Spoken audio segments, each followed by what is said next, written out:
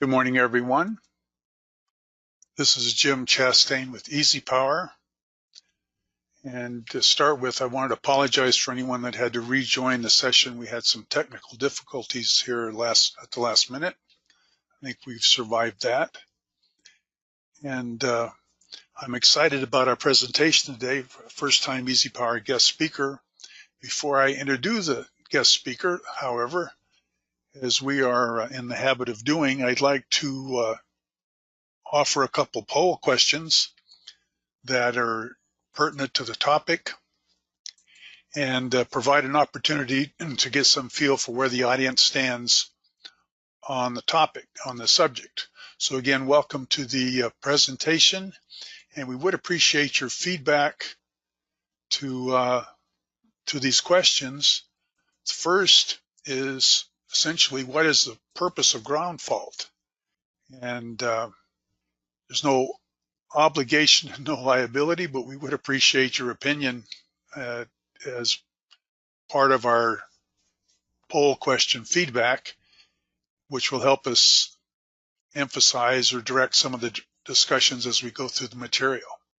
Hope everyone is safe and sound today. We're operating remotely from our locations, and that always presents its own set of issues. We'll leave this about another 5 seconds. It looks like we've got a quorum. Thank you. And here's how people have weighed in on this. Looks like there's a heavy preponderance to both. Good. And the second question is specific to the UL standard, and that is, what is the specifically, what does the standard require during a ground fault testing, relay testing? And clearly we're going to cover this in the presentation, but we're trying to get a feel for where the audience is in terms of details and maybe experience. And it's a good chance to be right or wrong and truthful or not. Again, thank you for joining us today. And this is turns out to be a very popular subject because we got a lot of people registered for the presentation. So I'm looking forward to the material myself. Okay, looks like we've got a quorum. Here's how people have weighed in. And it looks like we got at least 48% of the people that are honest.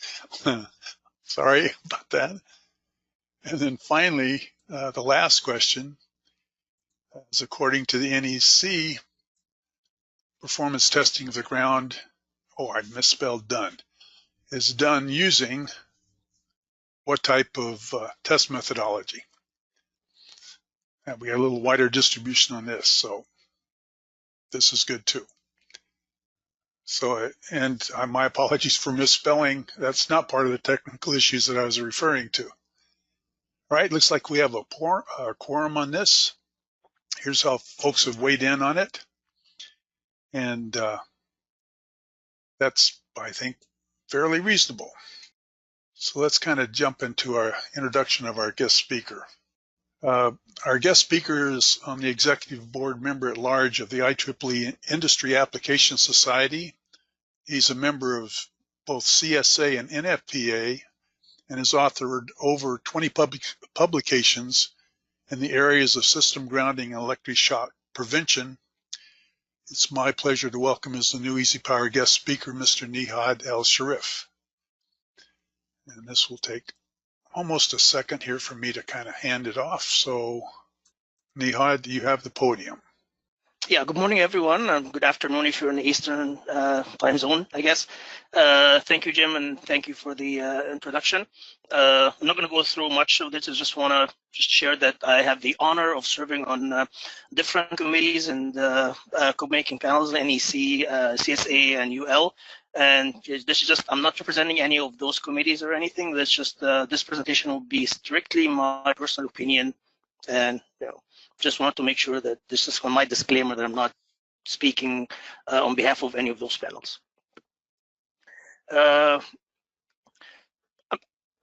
guess all of us know what this is, right? An airbag. And let's think a little bit, what's the airbag system is used for? So in your vehicle, this is kind of more or less the last line of defense in case an accident, just the airbag system engages, and hopefully never get to experience this, but none of us would hopefully never get to experience this. But what would be the most important thing for an airbag system?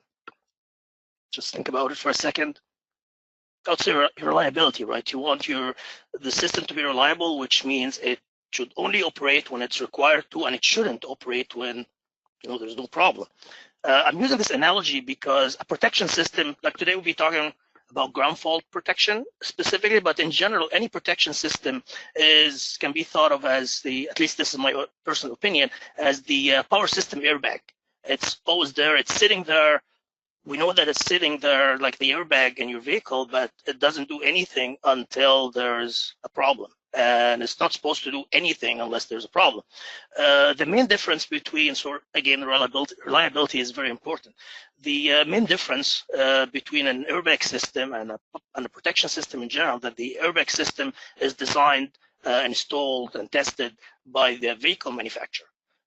In case of power systems, there are multiple people engaged. The power system itself is owned by maybe a certain owner, and then the protection system is designed by a different manufacturer, and oftentimes there'll be a third party that commissions and tests the system. So as engineers or electrical professionals, it's important to understand the protection system components and how it works, how to test it, codes and standards that are applicable, because like I said, it's not just the different groups of people that look after the whole system. And as an engineer or an electrical professional, you could be in any one of those groups. So this is just a general block diagram that shows the components of a protection system, a general protection system. It's not necessarily that all block diagrams exist. In some cases, you'd have maybe the top three or more or less, but it's just a general thing. So the first block diagram, the first component we have is a sensor or a transducer. And a transducer or a sensor is simply a device that would convert a physical signal, for example, current, voltage, light, pressure, temperature, whatever physical signal is, to a proportional electrical signal that can be fed into the protective relay and to be processed by the protective relay. The most popular sensor, the one that we'll be talking the most about today in our presentation, is current transformer, or CT. I'll be talking about this in a few seconds here.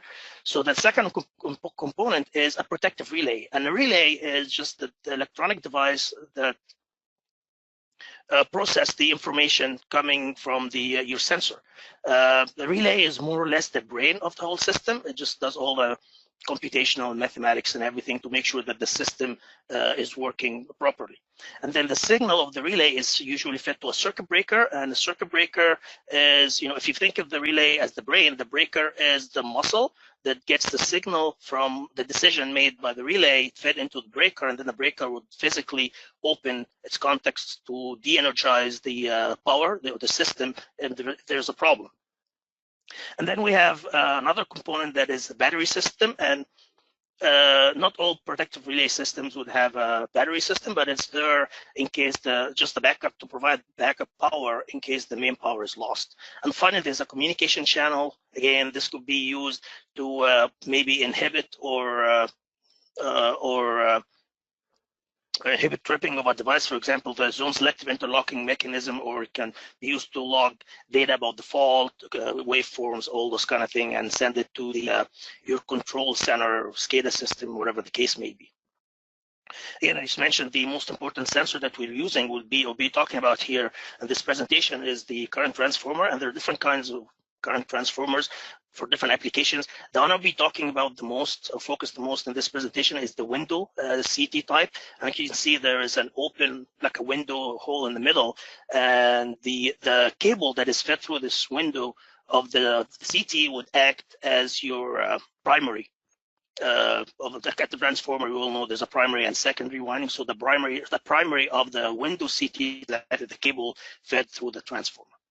I want to move on to quickly kind of overview some of the the timelines, the development of relaying technology. And again, this applies to all relay protection system, whether it's ground fault protection system or any other protection system. Early in the 1900s, we started with electromechanical relays. So it's like you have like a coil or a desk that's rotating, and it's all mechanical devices.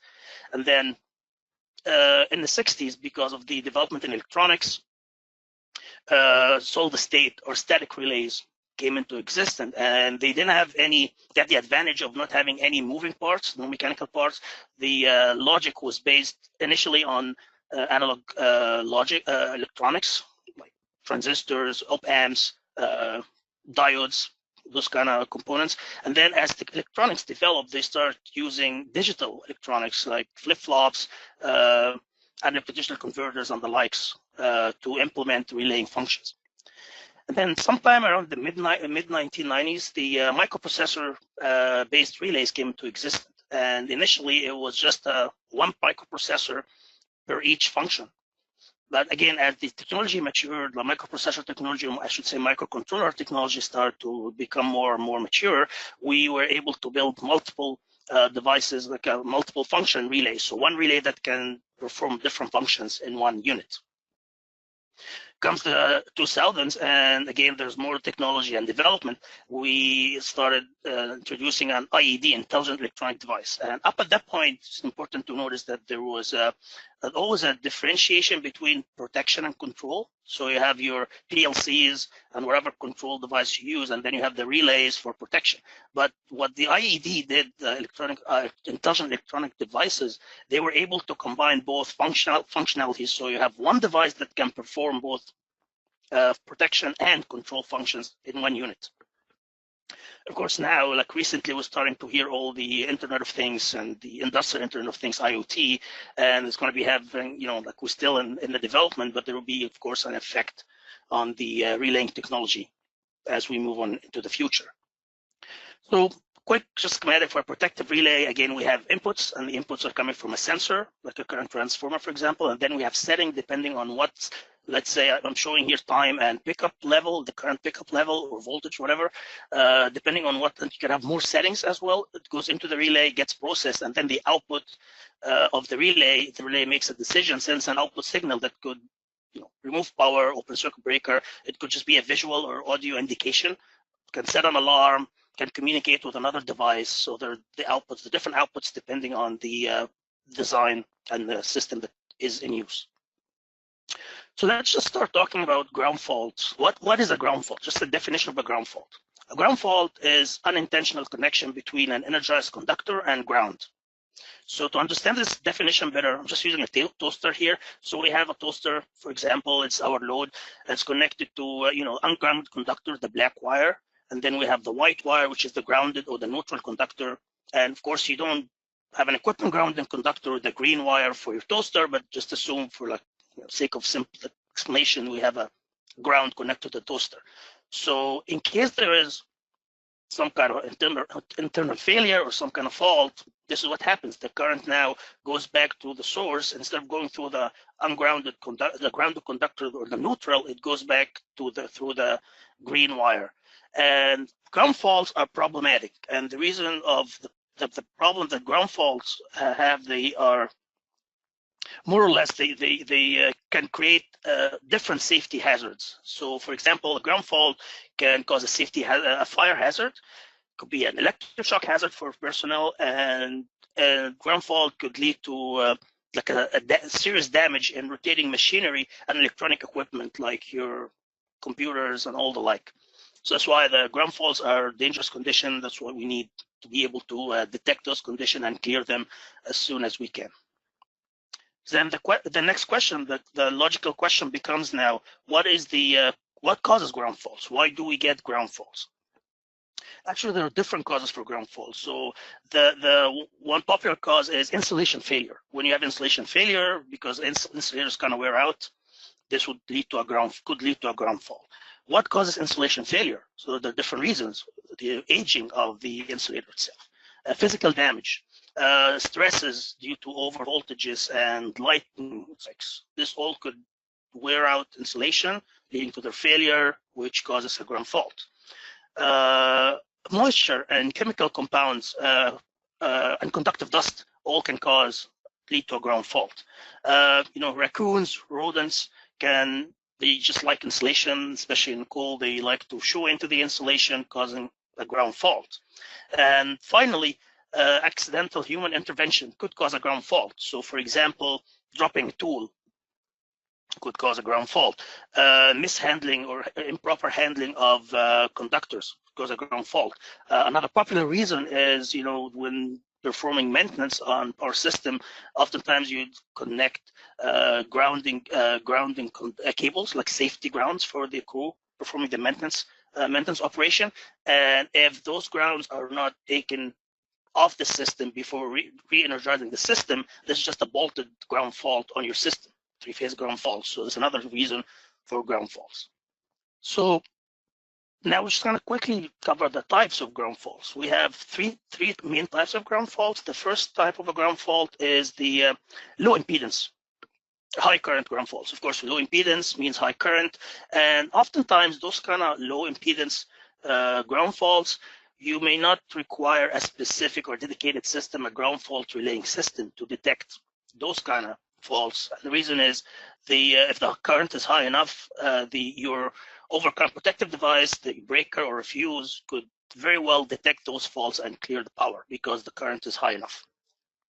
The second fault, which is more problematic, is high impedance arcing ground faults. And again, high impedance means low current, which means that it's not going to be detected by your fuse or a breaker like the OPC, the OCP, the overcurrent protective device. And this is the case where we need a dedicated system, a ground fault relaying system or protection system to detect those faults. The last type of a ground fault that we experience is a ground fault with a predetermined value. And this is kind of a little bit out of the scope of this presentation, but in some cases, for example, the high resistant grounded systems, ground fault is the amount of the ground fault is controlled by the impedance connected between the neutral and ground. Typically, it's 5 amperes or 10 amperes. So this is a constant amount of ground fault depending on the system. So like I said, high resistant grounded system are a very popular case for this, but it's not going to be covering this. Maybe another presentation, we can talk about high resistant grounded systems. So moving on, how to detect ground faults. To understand a ground fault, let's just there are 3 different methods for detecting ground faults. So the first method I'm going to be covering here is the ground return method. And as you can see here, the connection between the neutral and ground here, we have goes through a current transformer. This current transformer output would trigger a ground fault relay. So the whole premise of this method is that during normal operation, when there's no fault, no current should be flowing between the neutral and ground. Right? This connection here should be no current flowing. But if there's any current flowing through this connection, this would indicate a problem, ground fault problem. So the relay can react to this. So of course, obviously, we need to implement this method to have access to the connection between the neutral to ground. So you have access to your neutral to ground connection of your generator or transformer. It needs to be there, otherwise you can't use this method. Another problem that this method has is the capacitive coupling current imbalance. So we know that in power systems, when you have long cables, there is always capacitive capacitance coupling between each phase and the ground. And this capacitive coupling, if there's any unbalance of this capacitive coupling, the unbalanced current would flow back to the source through this connection, which could trigger your relay. So some commercial systems, what they do is they filter out all the capacitive current component and base their decision only on the resistive component of the current measured by the current transformer. So moving on to the second method is called core balance or zero sequence method. They have 2 names, and this is simply you have one current transformer here, and you feed through all the 3-phase cables as well, or conductors, as well as the neutral if present. And as we know, because it's a 3-phase balanced system, all phasors, all 3 or 4 current phases should add up to 0, right? So they cancel out, the magnetic fields of all those currents would cancel out each other, which means that the CT, the current transformer, would have no output during normal operation. If this balance is disturbed for any reason, like usually a ground fault, then the difference in the unbalance would create magnetic field that would create or induce an output on the secondary of the current transformer, which will be fed into a relay. This is the most popular method. It's one current transformer. It's cheap and it's very popular, especially in medium voltage protection, ground fault protection systems.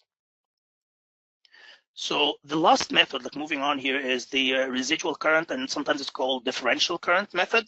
And it has the same concept as the core balance, the previous method we just discussed. The only difference is here we have four current transformers, one for each phase and neutral. And they're connected in this fashion so that when during normal operation, again, the currents adds up to 0, and the relay down here would not see any signal. But if there is any imbalance due to a ground fault, then there will be a current signal flowing through the relay.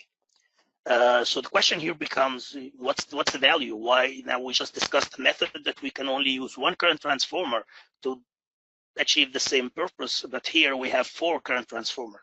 So each method's application, residual current or differential current method for ground fault detection is mainly used in the case when you have current transformers or over current relays already on your system, like you're not installing 4 of them just for ground fault. An example for this is the trip units for low voltage circuit breakers, because they have like measuring currents for each phase.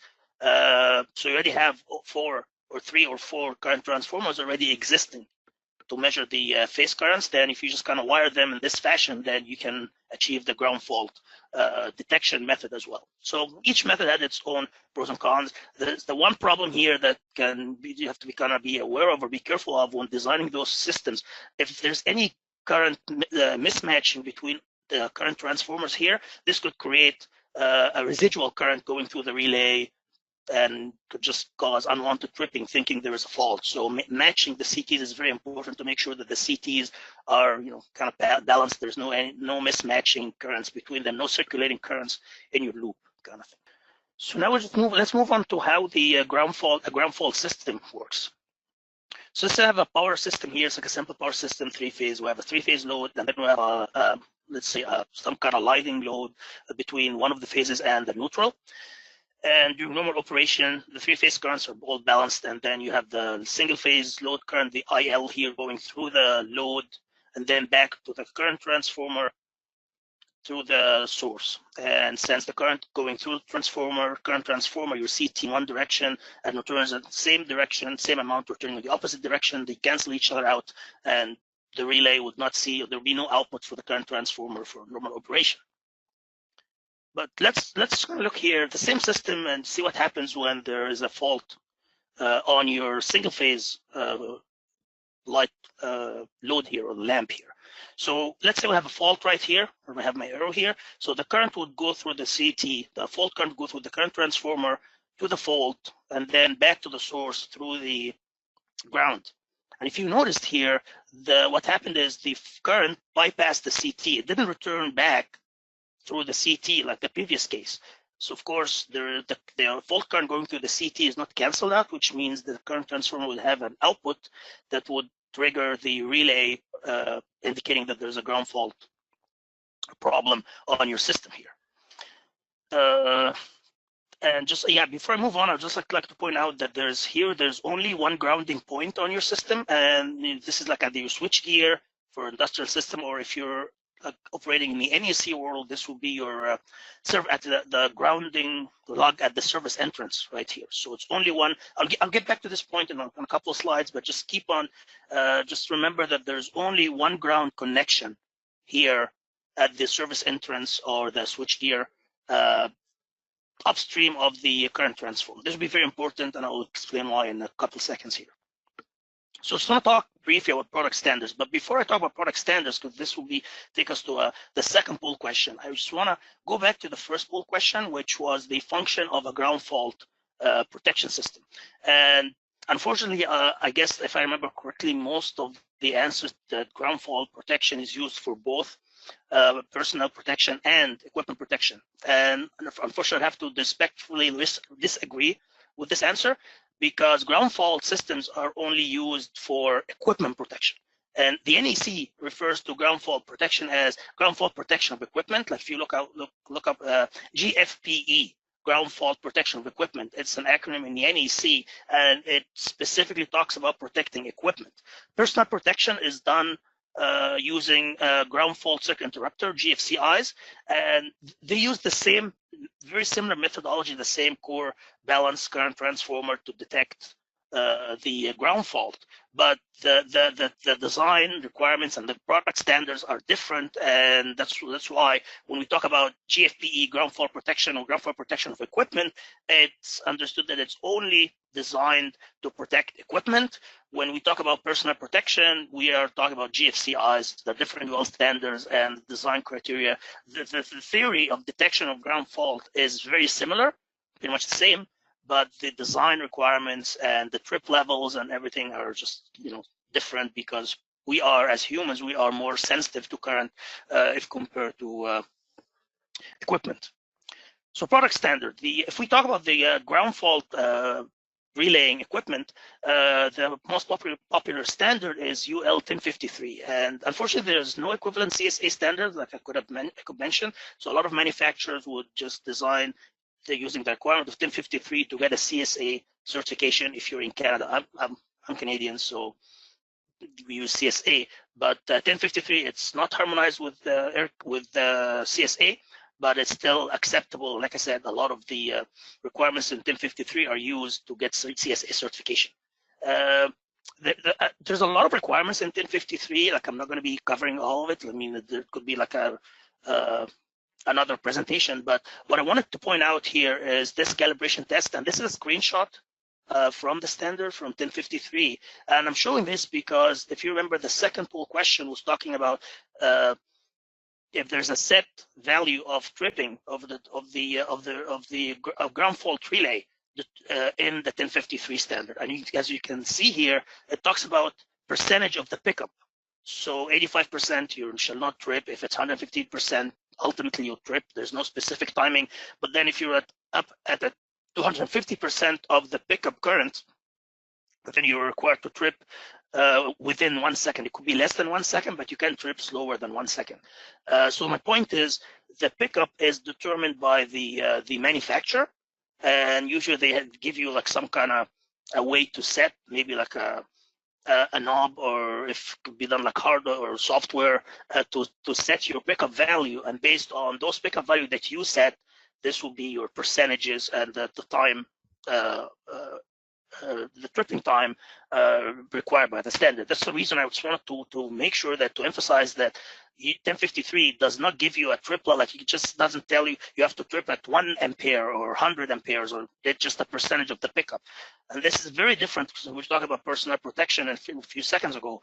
The standard for GFCI is the personnel protection device, UL 943. It tells you have to trip at a certain amount. It's 4 to 6 milliamp. Usually we refer to it as 5 MA plus minus 1. So you have a specific amount that you have to trip at in the milliamperes. For ground fault relays, because equipment, there is a wide range depending on the manufacturer, and you can set it depending on your case, kind of thing. So just wanted to emphasize that the trip value of ground fault relays is not set by the standard. It's set by the manufacturer and your case, whether what kind of ground fault you available or anticipate on your system. So moving on to troubleshooting. Troubleshooting is very important when you install a system. We need to be able to troubleshoot the system and make sure that everything is good. So to be able to troubleshoot, I'm going to talk about the main problems on the ground fault that the ground fault system would have. The first problem here is grounded neutral downstream of the current transformer, which I mentioned like a couple of minutes ago. So this is the same post system that we are that I showed before, exact same thing. But let's see what happens when we have a ground fault like somewhere. Hope you can see my arrow here, downstream from the current transformer. We're going to look at this in two cases: when there is a fault and during normal operation. So here's the case when we have a fault. So again, there's a fault here on your lighting load, and the fault current would go through the current transformer, and then during ground, it just goes through ground trying to go back to the source. But what's the difference here? We have a grounding point downstream of the current transformer. So at this point, course current would just split go through the two paths. It can go through ground back to the source, or it would go back to the on this ground and back through the current transformer. So remember, the current transformer measures the difference between the current going through one direction and returning to the opposite direction. So in this case, the current transformer would measure the difference between IF and IF, the portion of the fault current IFN, which is going back to the source through the neutral. So now the system would think that the actual current that did the difference, or the current that didn't go back to the current transformer, is actually the difference IF minus IFN, not I fault. This would have the effect of desensitizing your system, because if this difference in current happens to be less than your pickup value, the relay would never trip, because it's it's not supposed to trip until it gets to a certain pickup value or current value. The other problem is if you have a let's say an inverse current characteristic system, which means the higher the current, the slower you trip, and this difference happened to be above your pickup value, then it would trip, but at a slower amount of time, because now the relay thinking, let's say, just sake of make it easier numbers, there was 10 ampere, like the fault current was 10 amperes, right? And then when the split happened here, 8 amperes went back through the ground, and then only 2 were going back through the CT. So the CT would think now that the actual fault current is 2 amperes, 10 minus 8. So in this case, if 2 is less than the pickup value, it would never pick up. If 2 is above the pickup value, it would trip slower than it would have measured 10 amperes, right? If it's an inverse characteristic. So this is what they call desensitizing your system. What happens with normal operation? We have the same system, now we don't have a fault, so a load current goes through your system, your current transformer, and load, and then back. Again, we have a ground fault, a grounding point here, not a ground fault, like a grounding grounded neutral downstream of the current transformer. There will be a split again. And in this case, the current going through the current transformer returning to the source is not IL, so the difference is not 0 anymore. So depending on the difference, if this difference is the which in this case number would be like this amount of current that didn't go back through the CT. Again, we can use the 10 and 8 example. The difference would be what the current transformer would measure, and if this current happens to be above your pickup value, then the system would trip, thinking there's a ground fault, which is unwanted, what we refer to as unwanted tripping or nuisance tripping, because it wasn't supposed to trip. There's no fault, but because of the split in the current, it caused the system to think there's a problem. So this is a serious problem, and this is the reason that the National Electric Code only allows one ground at service entrance. That you're not allowed to have multiple grounds, are not allowed by the NEC or the Canadian Electric Code as well. So the second problem that we could have when troubleshooting is making sure that the cable is installed through this current transformer window, like symmetrical, to make sure that everything is works properly. Because in some cases, if the cable happens to be leaning against the current transformer casing, this would lead to unwanted tripping because of the local saturation.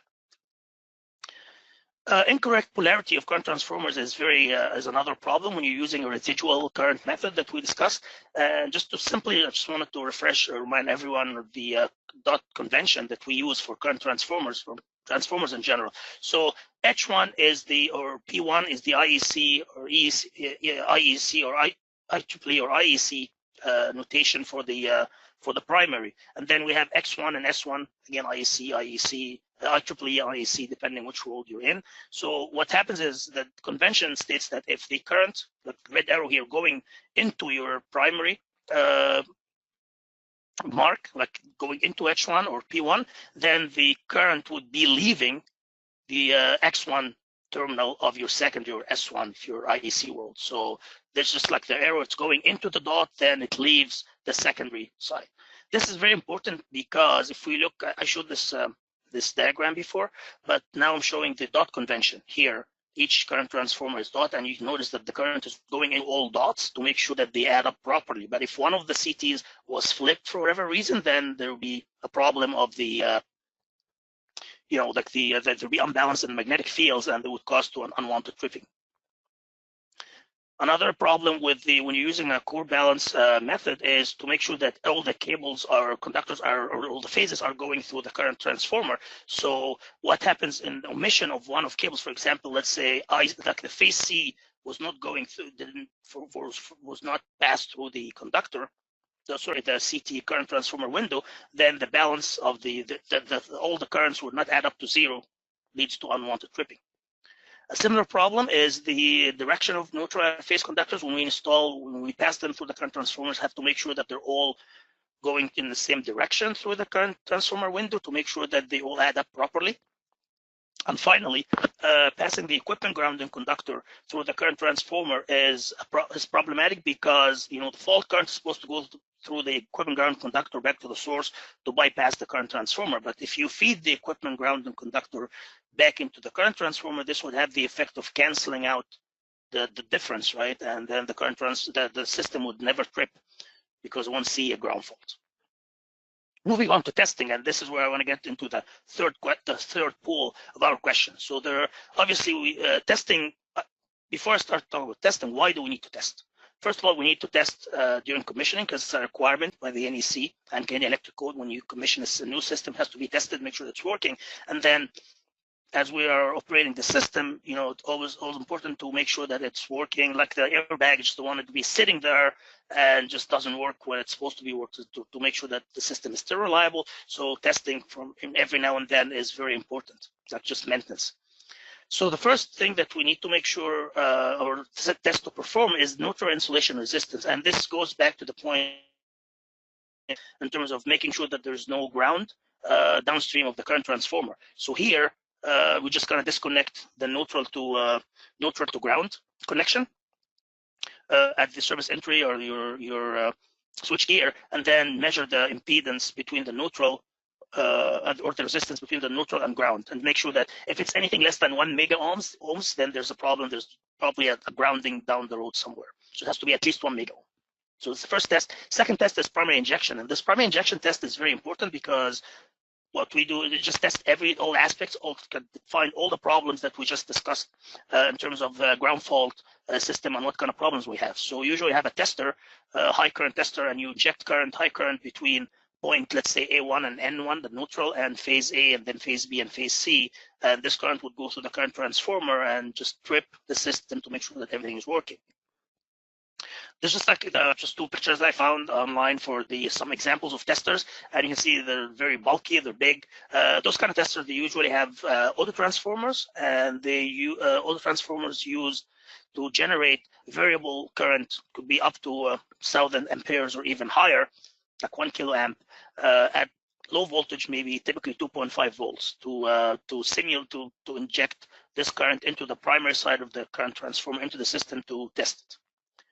The third method, and by the way, just to go back to this method before I move on, I did ask what kind of methods that the NEC allow the primary current injection, and this is the simulated fault or secondary current injection. Again, unfortunately, I would have to disagree with the answers because since 2017 code, the question was 2020, but the 2017 code on forward, the only method allowed to test your grounding fault system is the primary current injection.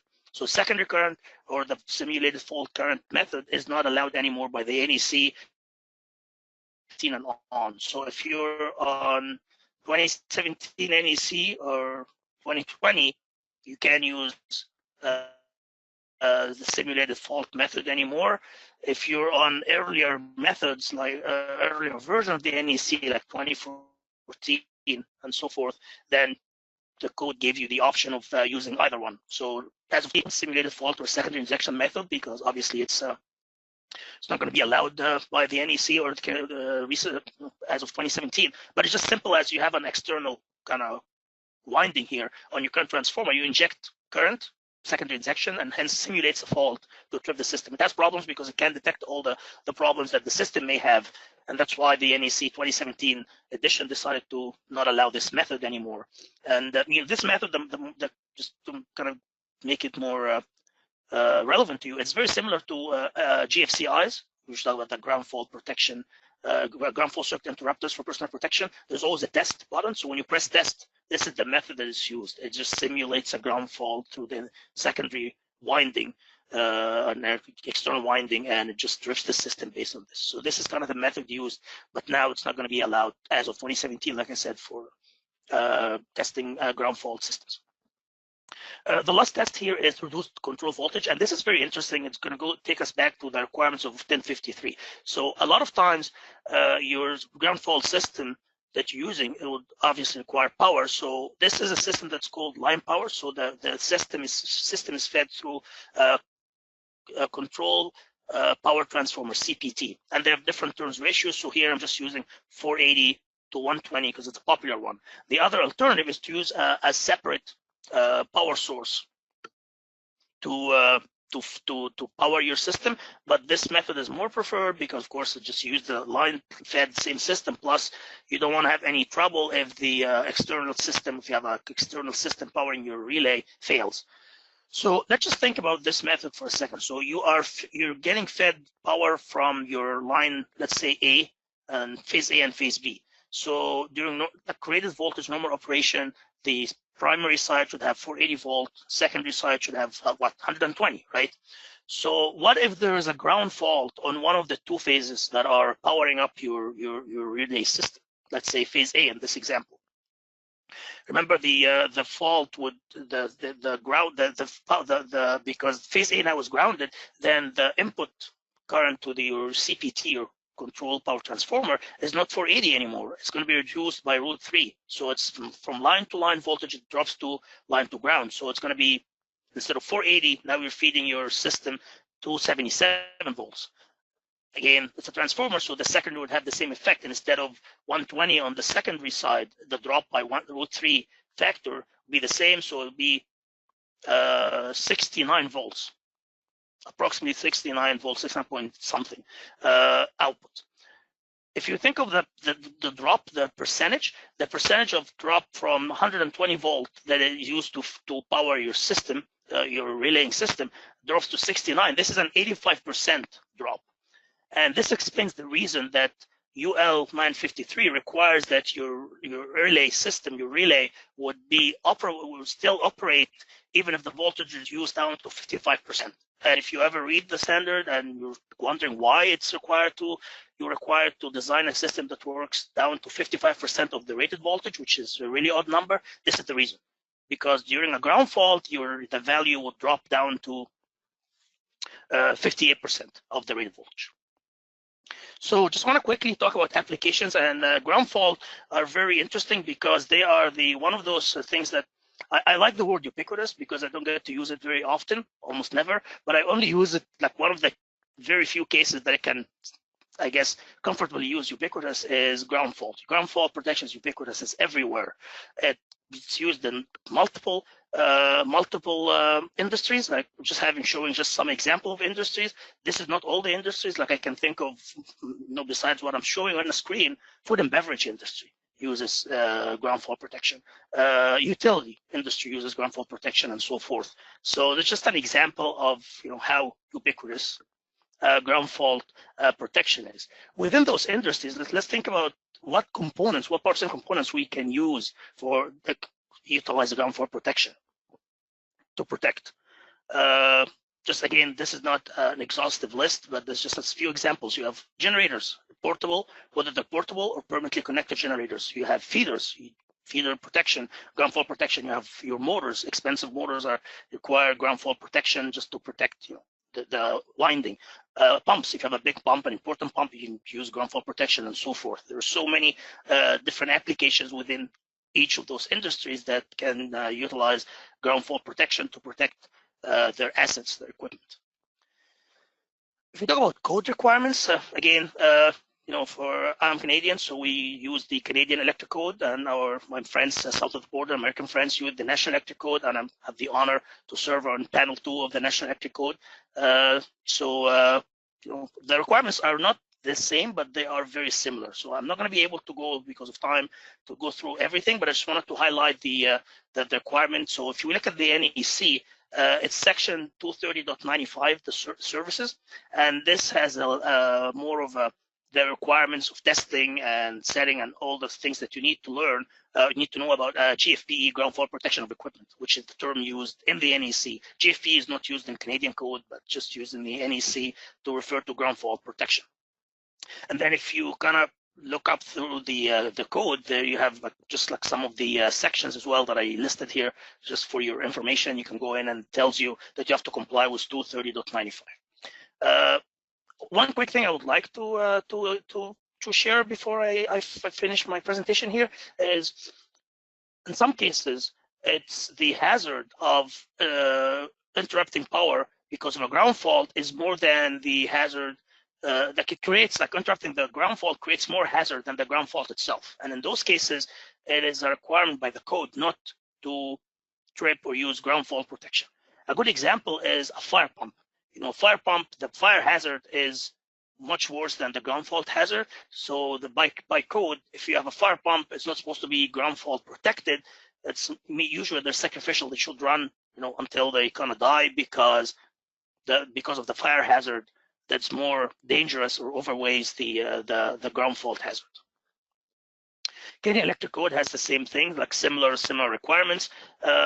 Here, just to translate from American English to Canadian English, the chapter in the National Electric Code is called section in the Canadian Electric Code, and then an article is what the Canadian code refers to as a rule. So rule is article, section is a chapter, Canadian electrical, Canadian versus American terminology for the codes.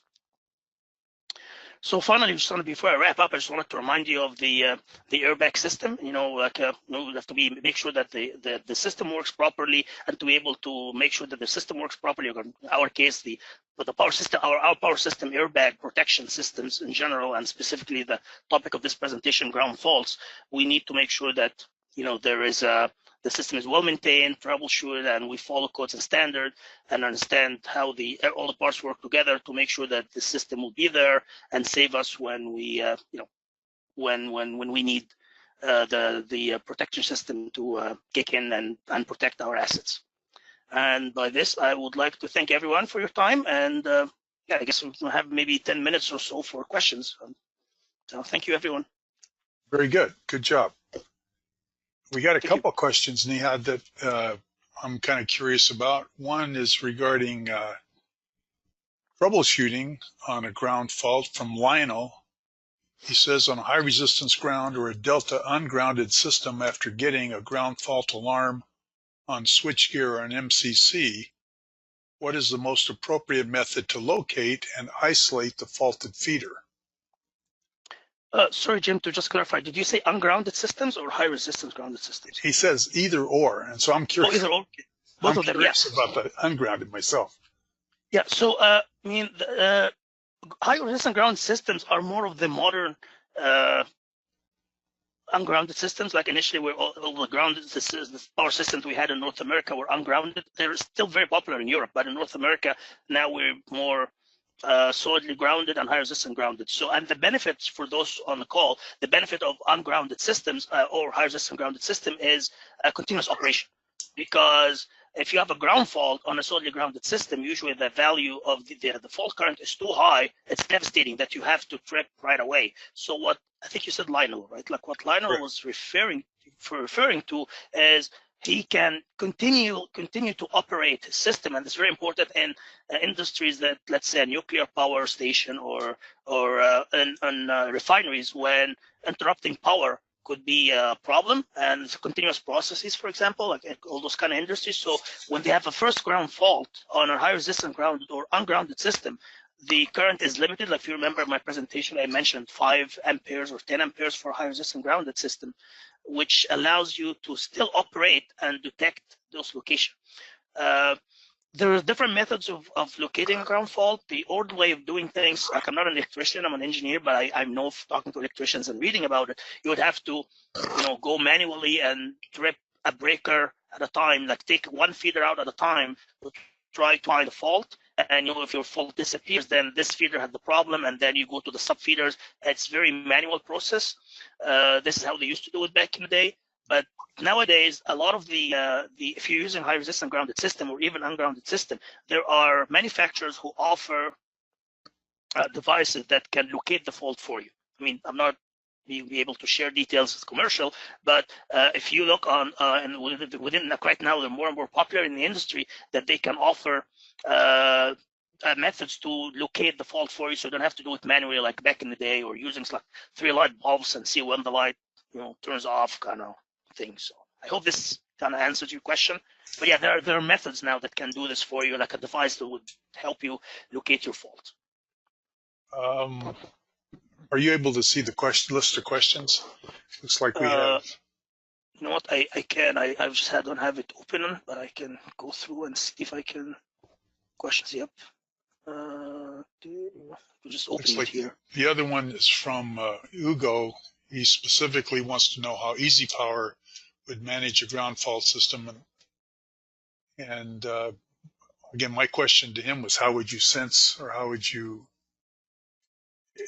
indicate or determine you had a fault in an ungrounded system?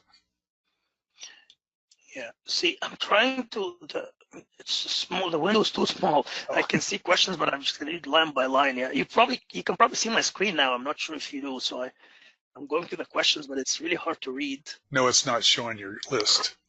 Oh, you know, okay. I wasn't sure if you can still see my screen or not, but. With a little arrow that's outbound beside the X, it'll expand the window. Yeah, oh yeah, right. Trying to expand the window here.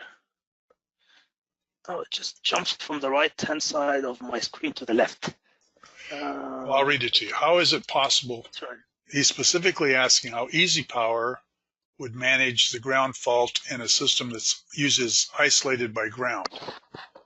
And it kind of goes back to the question about how to determine that you do have a ground fault in an ungrounded system. Yeah. So, I mean, unfortunately, I'm not an expert on EasyPower. I'm in the process of learning more about it. So I don't think I'm the most qualified person to answer this question. So I apologize for this, but maybe Jim, I don't know, you kind of have a better answer. I can follow up on that after we get through. Yeah, thank you. Yeah, I mean, I just don't want to just misinform the audience, because like I'm not an expert. Okay, he's having some audio problems. So Sreet, the answer, again, Sreet's asking about EasyPower, and I'm not prepared to answer that currently, and I'll respond to everyone via email. Yeah, I think there's, I can read it, but there's something on high resistant grounding or delta. Oh yeah, I guess that we covered this question, right? Yeah. Right. Yeah. Well, I mean, I'm happy to answer any questions, and my email, I don't know if everyone got my email, but I'm sure this presentation will be available. So I shared my email at the very first slide. So yeah, please feel free to shoot me an email, add me on LinkedIn if you may, and if there's something I can help with, I would love to. So. Okay. So any questions we were not able to get? So there is one from Raymond. He's saying, why a simulated testing method not allowed? I'm assuming he's talking about the secondary. Sure. Yeah, this is a very good question, and I would have to say I wasn't sure how much time I would have, so that's why I didn't kind of cover the. I know I didn't do a good job covering the simulated method or secondary injection method during my presentation. So since we have a question, now I can talk about it, because I was kind of concerned if I run out of time because of the technical difficulties at the beginning, whatever. So the NEC decided not to allow the second injection method. Of course, second injection method is easier because I showed the test, the tester that we are used for for primary injection method. They're expensive, they're bulky, and they're one thing I didn't mention, that the NEC required that the testing, primary injection, is done by a qualified person, because you're dealing with over 1,000 amp currents and very dangerous. So it's only allowed to be performed by a experienced individual, qualified person. The current injection has some problems, and the problems are, remember, you only inject your current into the separate winding outside, not the actual primary side of the power system. So remember the problems we stated. One of the problems we said, we need to be able to detect any neutral to ground connection downstream of the current transformer, if you remember.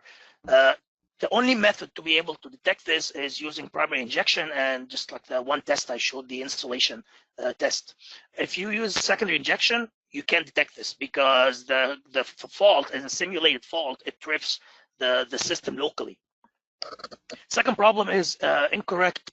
Remember, we talked about the polarity of the current transformer. If you're using a residual current method, if the polarity is incorrect, this can only be detected using a primary injection test. Second injection test would not be able to detect the polarity simply because you're injecting a fault simulated signal in a separate winding. It's not going through the actual, secondary of the CT. Like I showed, if you remember the screenshot that I showed, like a winding around the circuit, the current transformer. Also, if your conductors are not passed in the same direction, or if you miss one of the phases, or one of the conductors not pass through the current transformer window, secondary injection method cannot detect this problem. It's only primary injection when you can detect this, because you're injecting a fault, and then it just trips or doesn't trip, and you can figure out the problem. If you have there is an omission of one of the phases or a conductor from going through the CT, or if the neutral and three-phase conductors are not going through the window in the same direction, like I said. Finally, if you're using remember I said the low voltage circuit breaker, they have a trip unit that is integral into the breaker. Like you don't have a relay. Medium voltage, you have a relay system that sends a signal to the circuit breaker, like I was showing on my screen. But for low voltage system, at 600 volt or less, now the NEC expanded the definition to anything less than 1 kV. So 1000 volts or less is a low voltage system. So when you have a trip unit integral into your breaker, the low voltage breaker, 480 volt mainly in the US, 600 more popular in Canada, you cannot test this unit using secondary injection or simulated fault. You must use the primary injection. So because of all those limitations of the primary secondary injection method, I guess in 2017, like I said, the NEC decided to only allow primary injection to be used to test ground fault system, or GFPE. According to the NEC, the terminology used, ground fault protection of equipment, GFPE. Yeah, I hope this answers kind of your question. I think so. So I think we're at our time limit now. Thank you for attending today, and thank you, Nehad, for a very good presentation. Oh, thank you, Jim. I appreciate it, and I appreciate everyone's time. And yeah, hope this was a good investment of your last hour. And like I said, if you have any questions or anything, just feel free to reach out to me via email or LinkedIn. I'll be happy to help. All right. Have a good day, everyone. So long. Yeah, thank you. Yeah, take care. Thank you. Stay safe.